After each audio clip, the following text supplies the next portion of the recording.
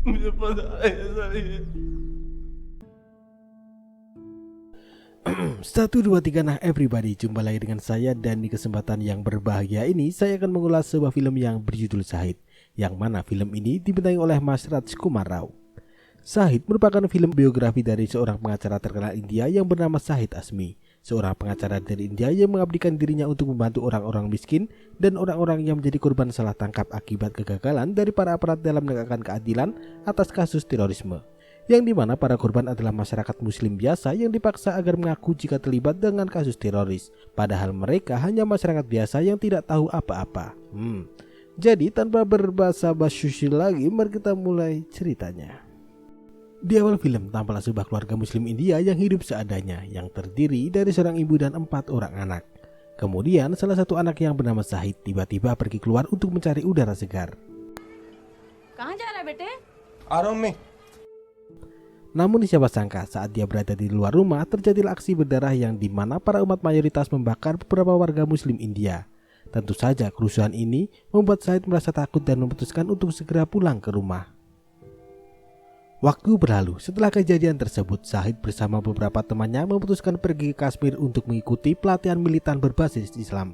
Namun sesampainya di sana, setelah beberapa hari menjalani latihan, Shahid melihat aksi seniornya yang menyembelih seorang pria. Dan karena Shahid merasa jika hal ini tidak sesuai dengan hati nuraninya, alhasil dia memutuskan untuk pergi meninggalkan camp lalu pulang ke rumah.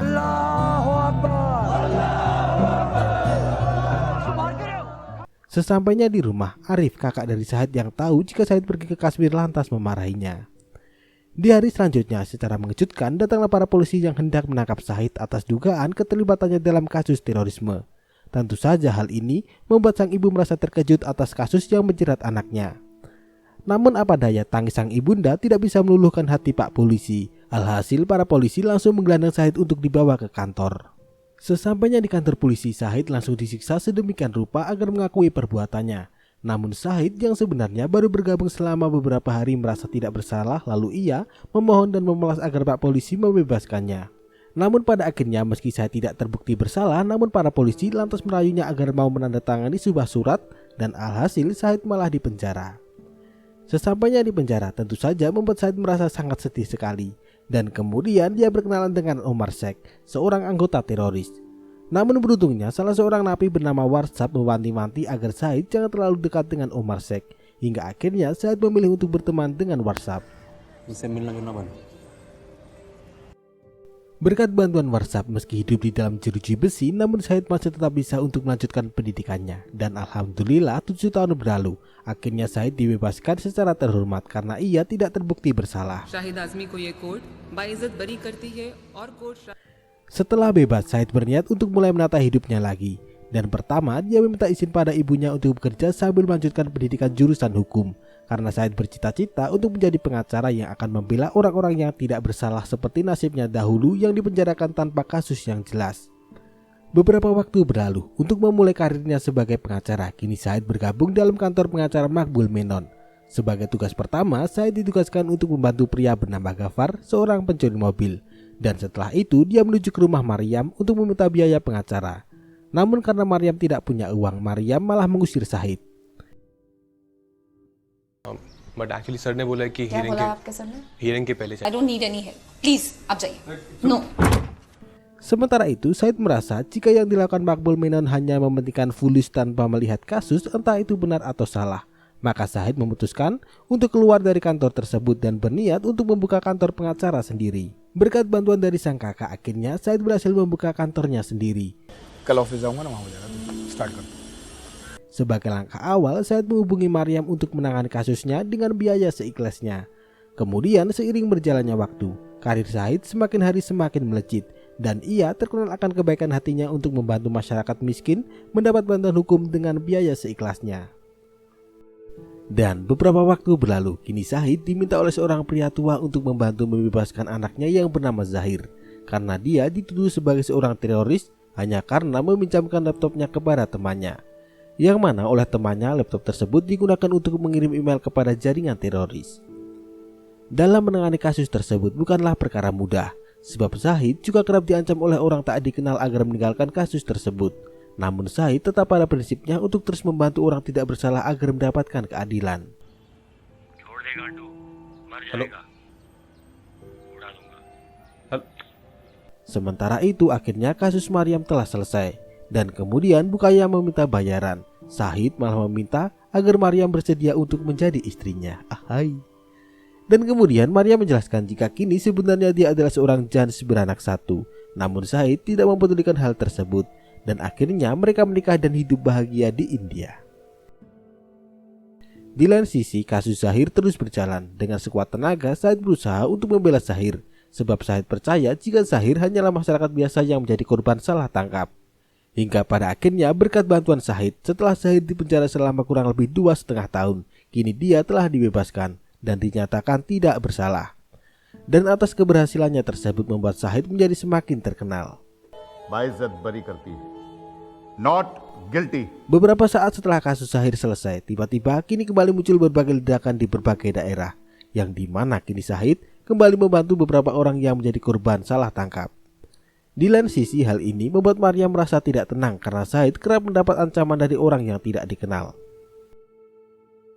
Kemudian di tahun 2009, Syahid memperjuangkan kasus dari Fahim Khan, seorang pria yang didakwa terlibat dalam serangan Mumbai pada 26 November 2008. Di sore harinya, Syahid datang ke penjara guna menemui Fahim untuk mencari informasi apakah Fahim memang bersalah ataukah dia menjadi korban salah tangkap. Di sini, Fahim bercerita jika dia sudah tidak tahan lagi hidup di penjara, dan dia memohon agar Syahid bersedia untuk membantu membebaskannya. Fahim juga bercerita jika dia kerap disiksa oleh para aparat. Bahkan salah satu anggota polisi Amerika melakukan adegan porno di depan matanya. Dan tentu saja hal ini membuat Fahim yang seorang muslim sejati merasa sangat berdosa. Di malam harinya saat Syahid sedang mempelajari kasus Fahim, tiba-tiba telepon berdering. Dan rupanya itu adalah telepon dari orang yang tak dikenal yang mengancam Syahid untuk membunuhnya apabila Syahid masih terus memperjuangkan kasus Fahim Khan. Namun Syahid yang tetap pada prinsipnya tidak merasa takut atas ancaman tersebut.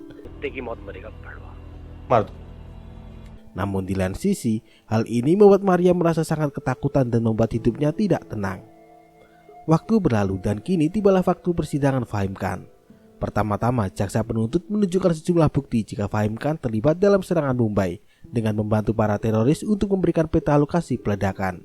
Sir Fahim Khan पर यह आरोप है कि 26/11 को जो Mumbai terror attacks हुए थे। Namun Syahid membantah dan menjelaskan jika polisi tidak memiliki bukti kuat yang menunjukkan jika Fahim Khan benar-benar terlibat. Dan kemudian jaksa penuntut membawa seorang pria bernama Swapnil Masgaukar, seorang guru komputer yang mana dulu Fahim Khan pernah belajar di tempat kursusnya. Swapnil lantas menjelaskan jika dulu Fahim pernah belajar di tempatnya, dan waktu itu Fahim mengaku bernama Sahil Pawaskar. Tentu saja hal ini dimanfaatkan oleh jaksa untuk membuat kecurigaan mengenai alasan kenapa Fahim mengubah namanya. आप इनको किस नाम से जानते हैं? साहिल Pawaskar. Namun Syahid menyangkal tuduhan dari jaksa dan meminta agar Swapnil menyerahkan surat ujian atau apapun itu berupa tulisan tangan yang membuktikan jika dulu Fahim memang pernah belajar di tempat kursusnya. Yang nantinya tulisan tersebut akan dilakukan uji forensik untuk membuktikan kebenaran dari tuduhan Swapnil. Setelah itu selesailah persidangan tahap pertama. Di hari selanjutnya, Syahid diwawancara oleh wartawan muda yang bernama Paranggama yang mencoba untuk memperoleh informasi mengenai masa lalunya yang menyudutkannya jika dia memiliki paham radikal. Sir आप टेररिस्ट के केसेस क्यों लड़ते हैं? और मैं केस भी आम आदमी के लड़ता हूँ Scene berganti dan kini persidangan kedua dimulai. Lagi-lagi kini jaksa menghadirkan seorang pria bernama Nurdin yang merupakan teman lama dari Fahim saat ia bekerja di Dubai. Namun masalahnya Fahim dan Nurdin tidak pernah akur. Yang pada akhirnya Nurdin menjelaskan jika saat dia di Dubai dia kerap melihat Fahim berbicara dengan orang aneh dengan menggunakan bahasa Arab. Kemudian Nurdin juga menuduh jika beberapa tahun yang lalu dia sempat bertemu dengan Fahim saat berada di Nepal. Dan kala itu Nurdin melihat Fahim membawa beberapa kertas misterius yang mana salah satunya berupa peta yang diduga peta lokasi serangan teroris. Mendengar tuduhan yang ditujukan pada Fahim, Syahid lantas memberi beberapa pertanyaan pada Nurdin. Namun hal ini malah membuat sang jaksa marah dan mengungkit masa lalu Syahid yang dulu pernah ikut pelatihan teroris. Dengan nada marah, Syahid terus memberi pertanyaan pada Nurdin yang pada akhirnya dapat ditarik kesimpulan jika Nurdin telah berbohong dan memberikan kesaksian palsu. all I'm saying is we can't trust the witness, he's lying. Scene berganti Di lain sisi, di malam itu datanglah dua pria misterius yang mengunjungi rumah ibu Syahid. Dan di sini kedua pria tersebut meminta pada sang ibu agar memberitahu alamat rumah Syahid. Namun rupanya sang ibu tidak tahu di manakah alamat Syahid. Dan setelah mengecek seluruh rumah, akhirnya kedua pria tersebut lantas pergi. Di pagi harinya sang ibu memberitahu Syahid jika semalam ada dua pria aneh yang mencarinya. Di lain sisi, Maryam yang mendengar pembicaraan Syahid dan ibunya lantas meminta agar Syahid melepas kasus Fahim Khan.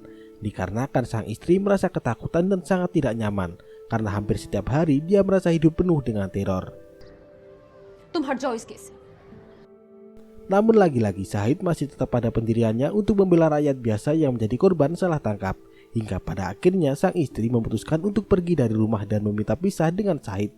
Meski hal ini terdengar menyedihkan, namun Syahid tetap memilih untuk melanjutkan kasus Fahim Khan. Di persidangan ketiga, Syahid menunjukkan pada hakim sebuah celana dari pelaku teroris yang berlumuran darah. Namun anehnya, Fahim menunjukkan sebuah peta yang tersimpan dalam celana pelaku tanpa noda sedikit pun. Yang mana hal ini berarti jika peta tersebut merupakan sebuah manipulasi dari para aparat. It's very simple, Your Honor. ये map planted था. Setelah persidangan selesai, Syahid mendapati sebuah berita yang menyudutkannya, yang mana dalam berita tersebut menuduh jika Syahid memiliki paham radikal karena dia selalu membela para teroris. Padahal sebenarnya Syahid hanya ingin menyelamatkan orang-orang tak bersalah yang menjadi kambing hitam dari kegagalan sebuah sistem. Sementara itu, di sore harinya Syahid pergi ke rumah ibunya untuk makan malam. Namun tiba-tiba sang asisten menelepon dan menyuruhnya agar segera kembali ke kantor dikarenakan ada klien yang ingin bertemu. ठीक है, मैं आ रहा हूँ. Syahid lantas bergegas menuju ke kantor. Namun rupanya tamu tersebut merupakan pembunuh bayaran yang ditugaskan untuk membunuh Syahid. Saat mereka bertemu di ruang kerja, secara mengejutkan, kedua orang tersebut lantas menembak Syahid dan akhirnya Syahid meninggal atas insiden tersebut. Sementara itu, setelah kematian Syahid, sidang Fahim Khan diambil alih oleh partnernya. Dan di sini, sang partner tetap melanjutkan perjuangan Syahid untuk memberi keadilan pada Fahim Khan. Hingga pada akhirnya, karena pada kenyataannya tidak ada satupun bukti yang memberatkan jika Fahim bersalah, maka pihak pengadilan memutuskan jika Fahim tidak bersalah dan Fahim bebas 3 bulan kemudian. Dan setelah itu, film tamat. Ya, dalam karirnya sebagai pengacara, Syahid Azmi telah membantu pembebasan 17 orang yang tidak bersalah. Dan sungguh ending yang sangat mengharukan. Jadi sekian dari saya dan terima kasih.